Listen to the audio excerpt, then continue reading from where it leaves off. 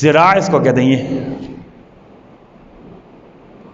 تقریباً جو ہے نا 100 فٹ 1.5 فٹ بنتا ہے۔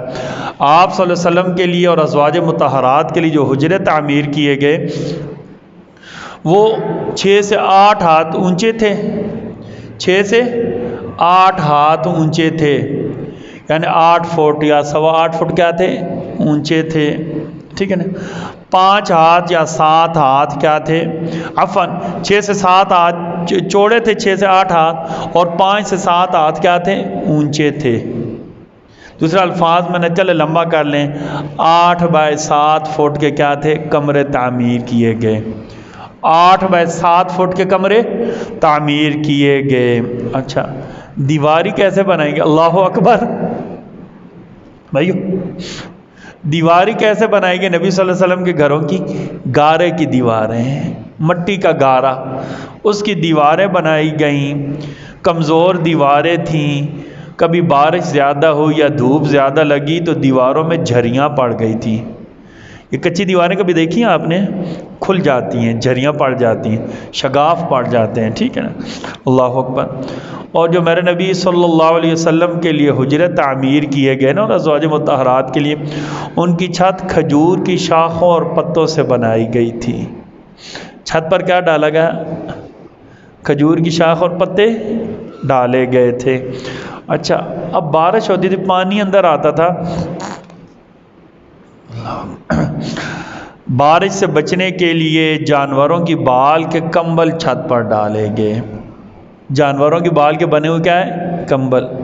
اللہ نے قرآن میں کہا اللہ جعل لکم من بیوتکم سکنا، وہی اللہ ہے جس نے رہنے کے لیے تمہیں گھر مہیا کیا۔ کہ اللہ نے کہا ومن اصوافها واوبارها واشعارها اثاثا ومتاعا، اللہ نے جانوروں کی کھال کا بھی ذکر کیا، جانوروں کے بالوں کا ذکر کیا کہ اسے تم اپنے گھروں میں رہنے کے لیے کیا کرتے ہو؟ استعمال کرتے ہو۔ آپ صلی اللہ علیہ وسلم کے لیے جو گھر مبارک بنائے گئے تھے، ان کی چھت پر بارش سے بچنے کے لیے کیا استعمال کیا گیا تھا؟ جانوروں کی بال کے کمبل استعمال کیے گئے۔ اچھا، آپ صلی اللہ علیہ وسلم کے جو گھر مبارک تھے نا، ان کی اونچائی اتنی تھی، ایک آدمی کھڑا ہوتا یا ہاتھ اوپر کرتا تو چھت کو ہاتھ لگ جاتا تھا، چھت کو ہاتھ لگ جاتا تھا۔ دروازوں پر پردے نہیں تھے، دروازے نہیں تھے، عفواً دیواروں میں دروازے نہیں تھے، بلکہ کیا تھا؟ دروازوں پر ٹاٹ کے پردے تھے۔ دروازوں پر کیا تھے؟ ٹاٹ کے پردے تھے۔ اچھا، آپ صلی اللہ علیہ وسلم کی جو رہنے کے لیے بہت سارے گھر بنے، ایک چوبارہ بنا، چوبارہ سمجھتے ہیں نا؟ گھر کے اوپر جو دوسرا کمرہ بنایا جاتا ہے۔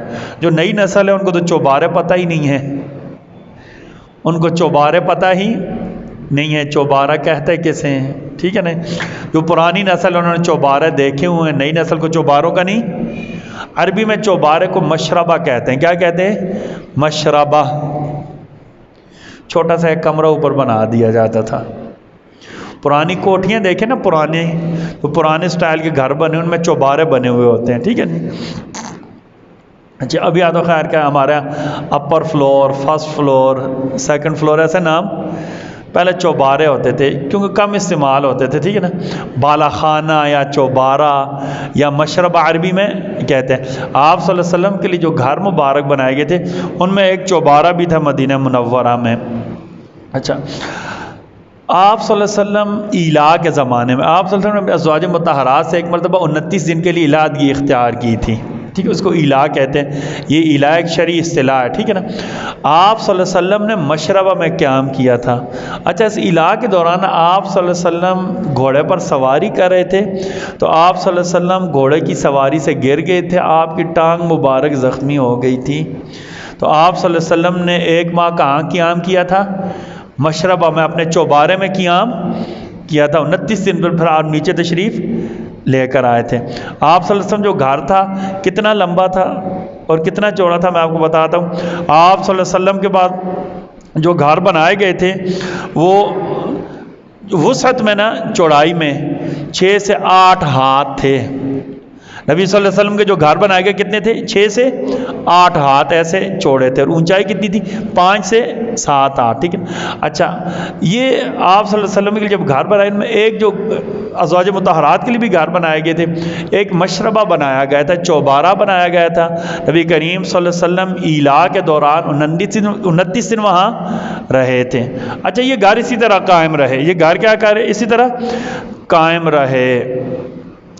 اچھا، لیکن ایک بات یاد رکھیں، یہ گھر میرے اور آپ کے گھروں کی طرح نہیں تھے جہاں ساری سہولتیں ہوں پھر بھی ہم ناشکری کریں۔ میرے نبی کے جو گھر کی دیواری تھیں وہ کیا تھیں؟ کچے گارے کی بنائی ہوئی تھیں، چھت پر کھجور کی شاخیں ڈالی ہوئی تھیں، اور بارش سے بچنے کے لیے چھت کے اوپر کیا ڈال دیا جاتا تھا؟ جانوروں کے بالوں کا بنا ہوا کمبل ڈال دیا جاتا تھا۔ جو گارے کی چھتیں تھیں نا، کبھی کبھی ان میں شگاف پڑ جاتا تھا، پھٹ جاتی تھی، ان سے دھوپ اندر آتی تھی۔ ان گھروں میں رات کو چراغ نہیں جلتا تھا، ان گھروں میں رات کو چراغ نہیں جلتا تھا۔ سیدنا عمر کے زمانے میں سارے گھر اپنی اصلی حالت میں تھے۔ سیدنا عثمان کے زمانے میں جب مسجد نبوی کو توسیع کرنا پڑا نا، تو ان کو مسجد نبوی کا حصہ بنا دیا گیا۔ اس کے بعد یہ اسی طرح رہے۔ 88 ہجری میں 88 سال بعد سیدنا عمر بن عبدالعزیز مدینہ منورہ کے گورنر تھے۔ بنو امیہ کے دور میں نا، عمر بن عبدالعزیز رحمۃ اللہ تعالی مدینہ منورہ کے گورنر تھے۔ حضرت عائشہ کے گھر کو چھوڑ کر نا، کیوں بلا؟ وہ میرے نبی صلی اللہ علیہ وسلم کا حجرہ ہے نا، اس کو چھوڑ کر باقی جتنے گھر تھے نا، سارے کے سارے مسجد نبوی کا حصہ بنا دیا گیا۔ ہماری تاریخ کی کتابوں میں لکھا ہوا نا، لوگوں کو اس دن خوشی ہونی چاہیے تھی کہ مسجد نبوی کو بڑا کیا، لیکن 3 دن تک لوگ مدینہ منورہ میں روتے رہے۔ کوئی گھر ایسا نہیں تھا جہاں لوگ نبی کے گھروں کی یاد میں روئے نہ ہوں، صلی اللہ علیہ وسلم۔